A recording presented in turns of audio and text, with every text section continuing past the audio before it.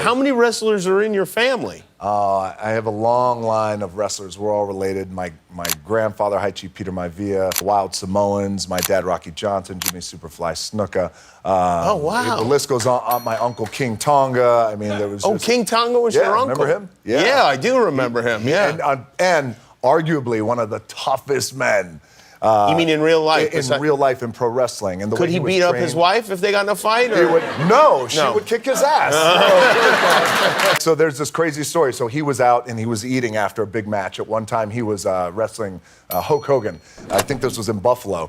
And after a match, someone from Buffalo. And then, so after a match, some of these fans started getting a little unruly when he was eating dinner. And he was not only one of the toughest men in the world, but also one of the most kind, gentle guys. And this is a heartwarming story. So he's eating, and a fan was drunk and unruly, and you're not that tough. And my uncle's like, oh, no, it's okay. Just leave me alone, please. You're not that tough.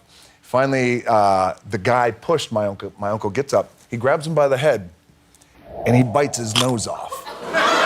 Okay? Is this the kind and gentle part? That's not the kind of joke. That's the I'm an animal. I told you not to mess with me. He bites his nose up, boom, spits it on the ground.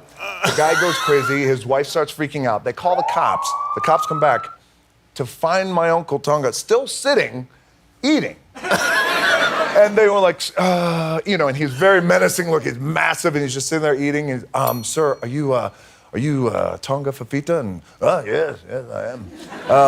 Did you get in an altercation with him? Yes, I did, yes.